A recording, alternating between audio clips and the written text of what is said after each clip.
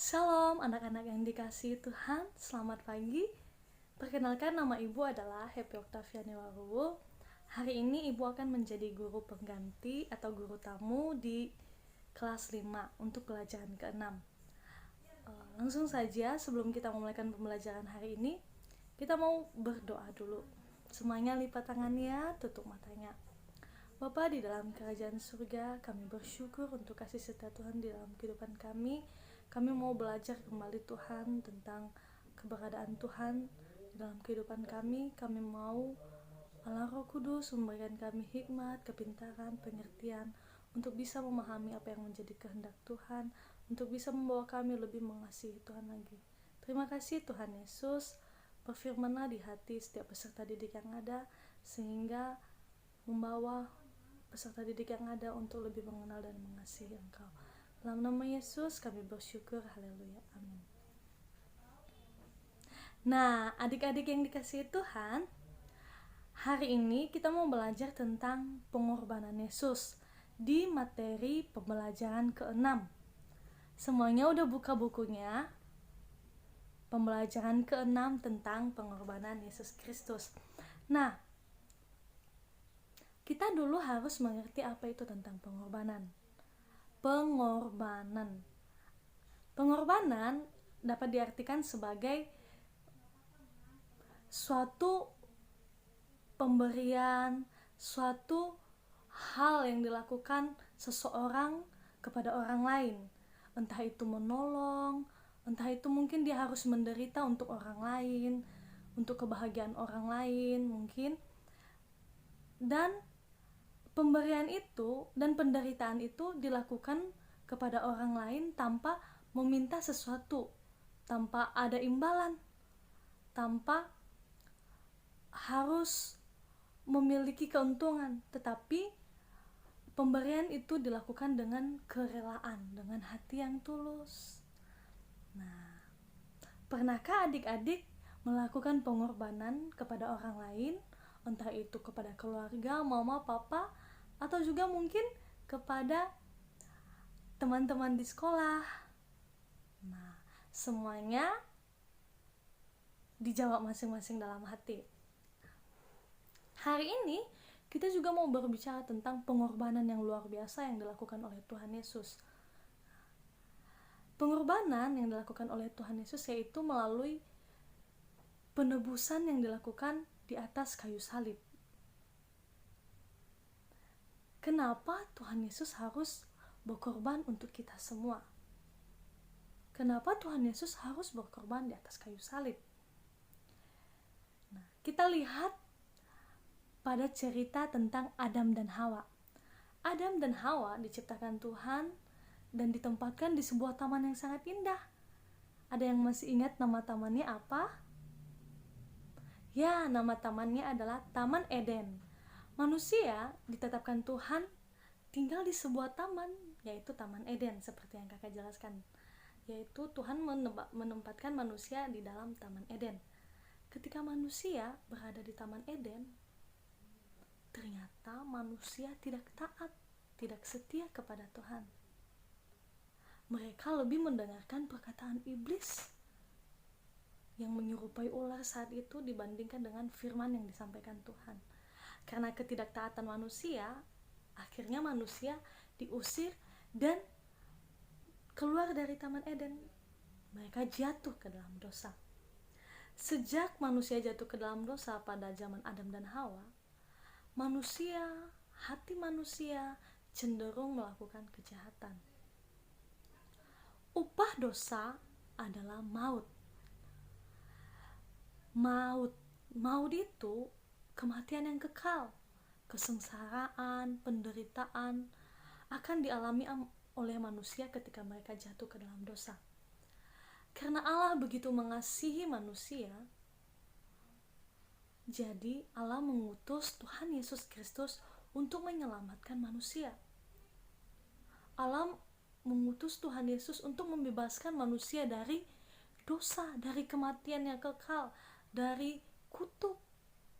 Nah, adik-adik, tetapi untuk menyelamatkan manusia, Tuhan Yesus harus berkorban, harus berkorban untuk menyelamatkan manusia, mengorbankan dirinya sendiri untuk menyelamatkan seisi dunia ini. Kejatuhan manusia dalam dosa adalah hal yang tidak diinginkan oleh Allah. Maka Allah mengutus Tuhan Yesus untuk menyelamatkan manusia. Pengorbanan yang dilakukan oleh Tuhan Yesus adalah melalui karya salib. Nah, pasti ada yang memiliki kalung salib. Nah, tapi salib pada masa itu bukanlah suatu hal yang indah. Tetapi pada zaman Romawi, ketika Yesus disalibkan, salib adalah sesuatu hal yang sangat menakutkan. Orang yang disalib adalah orang yang melakukan kejahatan yang begitu sangat besar. Mereka yang melakukan pembunuhan, pemberontakan, dosa-dosa dan pelanggaran-pelanggaran yang besar akan disalibkan. Tetapi Tuhan Yesus tidak melakukan kesalahan ketika ia menjadi manusia. Ia adalah manusia yang sempurna pada saat itu. Tuhan Yesus tidak pernah melakukan dosa. Bahkan Tuhan Yesus selalu melakukan kebaikan. Tetapi karena Tuhan Yesus ingin menyelamatkan manusia, Tuhan Yesus harus merelakan kehidupannya, merelakan nyawanya untuk menebus dosa-dosa manusia.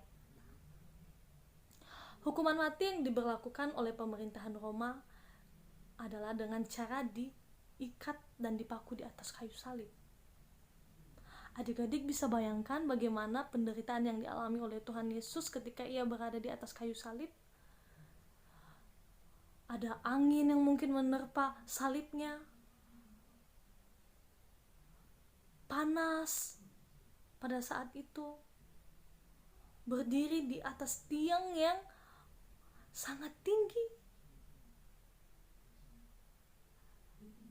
Nah, adik-adik, penderitaan yang Tuhan Yesus alami pada saat itu sungguh sangat-sangat menyakitkan.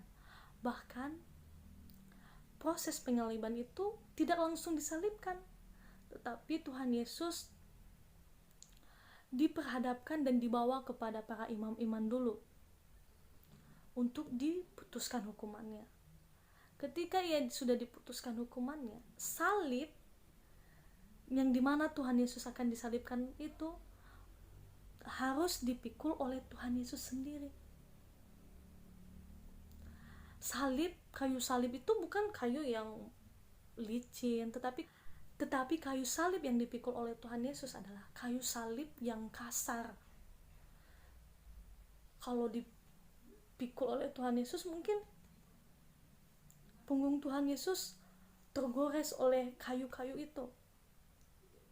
Nah, adik-adik, setelah Tuhan Yesus disiksa, Tuhan Yesus dicambuk oleh para prajurit-prajurit pada saat itu, dia harus memikul salibnya untuk sampai ke tempat yang disebut sebagai Bukit Golgota,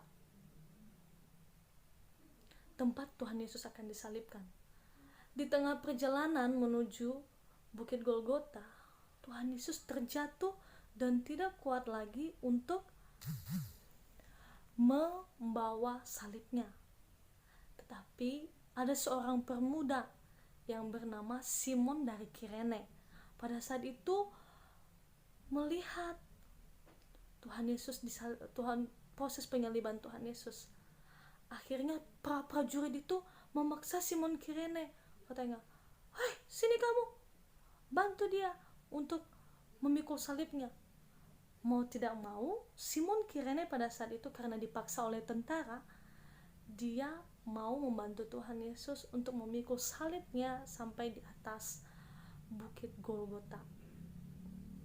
Tidak sampai di situ saja, adik-adik.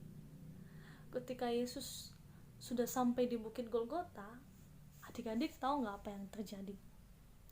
Di sana Tuhan Yesus diletakkan di atas salib. Diletakkan di atas salib dengan tangan direntangkan, paku ditusuk di kedua tangan Tuhan Yesus, di kaki, mahkota duri ditaruh di atas kepala Tuhan Yesus, dan lambung Tuhan Yesus ditusuk. Adik-adik bisa nggak membayangkan bagaimana penderitaan yang dialami oleh Tuhan Yesus pada saat itu? Penderitaan yang dialami Tuhan Yesus saat itu bukanlah penderitaan yang sangat mudah, tapi penderitaan yang dialami oleh Tuhan Yesus adalah penderitaan yang sangat-sangat menyakitkan di dalam kehidupan Tuhan Yesus. Penderitaan yang luar biasa. Nah, tetapi Tuhan Yesus mau menanggung itu semua karena Ia mengasihi kita. Sesampainya Tuhan Yesus sudah disalibkan, adik-adik tahu nggak yang terjadi? Yang terjadi adalah ketika Tuhan Yesus disalibkan, sudah di atas kayu salib, adik-adik tahu nggak apa yang dilakukan oleh Tuhan Yesus? Tuhan Yesus tidak marah. Tuhan Yesus tidak membenci para prajurit-prajurit pada saat itu. Meskipun para prajurit mengolok-olok Tuhan Yesus, mereka berkata seperti ini, "Hei, kalau kamu anak Allah, turunlah dari atas sana." Mereka mengolok-olok Tuhan Yesus. Tetapi Tuhan Yesus melakukan hal yang luar biasa, yaitu Tuhan Yesus berdoa kepada Bapa di surga. Tuhan Yesus berdoa di atas kayu salib. Dia berdoa, "Bapa, ampunilah dosa mereka, karena mereka tidak tahu apa yang mereka perbuat." Mereka tidak tahu apa yang mereka lakukan. Tuhan Yesus berdoa supaya Bapa di surga mengampuni dosa-dosa orang-orang pada saat itu yang mengolok-olok Dia, serdadu-serdadu yang pada saat itu menyalibkan oleh Tuhan Yesus. Adik-adik yang dikasihi Tuhan, selang 3 jam kemudian, ketika Tuhan Yesus sudah berada di atas kayu salib, nah, setelah mereka mengolok-olok dan Tuhan Yesus berdoa untuk mereka, ada sesuatu hal aneh yang terjadi. Waktu itu matahari yang bersinar terang di langit tiba-tiba menjadi malam. Nah, selama 3 jam Allah menjauhkan sinar itu dari kegelapan. Dan Tuhan Yesus berseru kepada Allah. Dan orang-orang pada saat itu, serdadu-serdadu yang masih ada di bawah kayu salib Tuhan Yesus, mendengar seruan Tuhan Yesus. Tuhan Yesus berkata, "Tetelestai," yang artinya sudah berakhir, sudah selesai. Lalu Tuhan Yesus wafat di atas kayu salib dan menyerahkan nyawanya kepada Allah. Pada waktu Yesus wafat, Allah mengguncangkan kota Yerusalem. Terjadi gempa bumi yang sangat dahsyat pada saat itu, sehingga tirai bait Allah pun terbelah. Dan orang-orang yang ada pada saat itu mereka ketakutan, dan mereka baru menyadari bahwa Tuhan Yesus adalah anak Allah.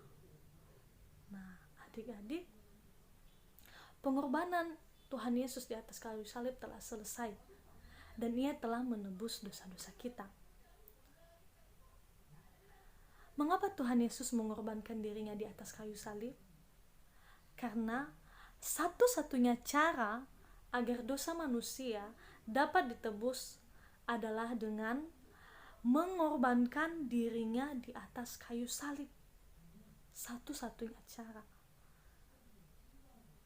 harus dengan mengorbankan dirinya di atas kayu salib untuk menebus dosa manusia. Yang harus kita lakukan saat ini sebagai anak-anak Tuhan Yesus yang percaya bahwa Tuhan Yesus sudah menyelamatkan kita adalah, yang pertama, kita harus menyatakan terima kasih kita kepada Tuhan Yesus. Bagaimana cara kita menyatakan terima kasih kepada Tuhan Yesus? Kita harus hidup dan setia dan taat melakukan firman Tuhan, dan jangan melakukan dosa lagi.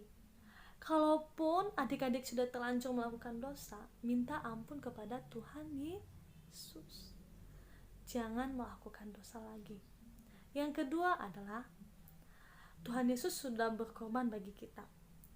Sebagai anak-anak Tuhan Yesus, kita juga harus berkorban untuk orang-orang di sekeliling kita.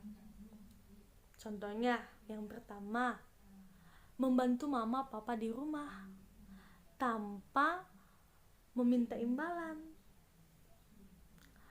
Yang kedua, mungkin kita harus membantu teman-teman yang mungkin teman kita kesulitan dalam belajar. Kita harus membantu dia dengan tulus tanpa meminta sesuatu kepada teman. Membantu orang yang berkesusahan, orang yang mengalami bencana, membantu orang-orang yang tidak memiliki makanan dan membagikan makanan yang kita miliki untuk mereka yang tidak memiliki makanan. Dengan cara itu, kita juga bisa berkorban sama seperti Tuhan Yesus. Hal-hal seperti itu harus kita lakukan sebagai anak-anak yang telah ditebus oleh Tuhan Yesus. Nah, adik-adik, firman Tuhan hari ini mengingatkan kita kembali bagaimana Tuhan Yesus sudah berkorban untuk kita. Dan kita juga harus mau berkorban sama seperti Tuhan Yesus. Nah, setelah mereka mengolok-olok dan Tuhan Yesus berdoa untuk mereka, ada sesuatu hal aneh yang terjadi. Waktu itu matahari yang bersinar terang di langit tiba-tiba menjadi malam. Nah, selama 3 jam Allah menjauhkan sinar itu dari kegelapan. Dan Tuhan Yesus berseru kepada Allah. Dan orang-orang pada saat itu, serdadu-serdadu yang masih ada di bawah kayu salib Tuhan Yesus, mendengar seruan Tuhan Yesus. Tuhan Yesus berkata, "Tetelestai," yang artinya sudah berakhir, sudah selesai. Lalu Tuhan Yesus wafat di atas kayu salib dan menyerahkan nyawanya kepada Allah. Pada waktu Yesus wafat, Allah mengguncangkan kota Yerusalem. Terjadi gempa bumi yang sangat dahsyat pada saat itu, sehingga tirai bait Allah pun terbelah. Dan orang-orang yang ada pada saat itu mereka ketakutan, dan mereka baru menyadari bahwa Tuhan Yesus adalah anak Allah. Nah, adik-adik, pengorbanan Tuhan Yesus di atas kayu salib telah selesai, dan Ia telah menebus dosa-dosa kita. Mengapa Tuhan Yesus mengorbankan dirinya di atas kayu salib? Karena satu-satunya cara agar dosa manusia dapat ditebus adalah dengan mengorbankan dirinya di atas kayu salib. Satu-satunya cara harus dengan mengorbankan dirinya di atas kayu salib untuk menebus dosa manusia. Yang harus kita lakukan saat ini sebagai anak-anak Tuhan Yesus yang percaya bahwa Tuhan Yesus sudah menyelamatkan kita adalah, yang pertama, kita harus menyatakan terima kasih kita kepada Tuhan Yesus. Bagaimana cara kita menyatakan terima kasih kepada Tuhan Yesus? Kita harus hidup dan setia dan taat melakukan firman Tuhan. Dan jangan melakukan dosa lagi. Kalaupun adik-adik sudah terlanjur melakukan dosa, minta ampun kepada Tuhan Yesus. Jangan melakukan dosa lagi. Yang kedua adalah Tuhan Yesus sudah berkorban bagi kita. Sebagai anak-anak Tuhan Yesus, kita juga harus berkorban untuk orang-orang di sekeliling kita. Contohnya, yang pertama, membantu mama papa di rumah tanpa meminta imbalan. Yang kedua, mungkin kita harus membantu teman-teman yang mungkin teman kita kesulitan dalam belajar. Kita harus membantu dia dengan tulus tanpa meminta sesuatu kepada teman. membantu orang yang berkesusahan, orang yang mengalami bencana, membantu orang-orang yang tidak memiliki makanan, dan membagikan makanan yang kita miliki untuk mereka yang tidak memiliki makanan. Dengan cara itu, kita juga bisa berkorban sama seperti Tuhan Yesus. Hal-hal seperti itu harus kita lakukan sebagai anak-anak yang telah ditebus oleh Tuhan Yesus. Nah, adik-adik, firman Tuhan hari ini mengingatkan kita kembali bagaimana Tuhan Yesus sudah berkorban untuk kita. Dan kita juga harus mau berkorban sama seperti Tuhan Yesus. Nah, adik-adik, hari ini kita sudah belajar tentang pengorbanan Tuhan Yesus di atas kayu salib. Pengorbanan yang Tuhan Yesus lakukan di atas kayu salib dilakukan untuk menyelamatkan kita. Jadi Tuhan Yesus itu adalah juru selamat kita, pahlawan kita. Bukan cuma sekedar pahlawan-pahlawan yang biasa-biasa saja, seperti Spider-Man mungkin, Ultraman Leo, Iron Man, Batman, Superman. Tetapi Tuhan Yesus melebihi mereka semua. Tuhan Yesus tidak hanya menyelamatkan satu orang saja, tetapi Tuhan Yesus menyelamatkan seluruh isi dunia, seluruh manusia. Jadi Tuhan Yesus adalah juru selamat adik-adik, papa mama di rumah, semua orang, bahkan kakak juga. Tuhan Yesus adalah juru selamat kita semua. Nah, Tuhan Yesus sangat penting bagi kehidupan kita. Jadi kita harus tetap percaya bahwa Tuhan Yesus ada di segala kehidupan kita. Yang menjadi tugasnya adalah dicatat ya. Ayo siapkan catatannya. Nanti dinilai oleh Bapak Sam. Udah siapkan catatan dan pulpennya?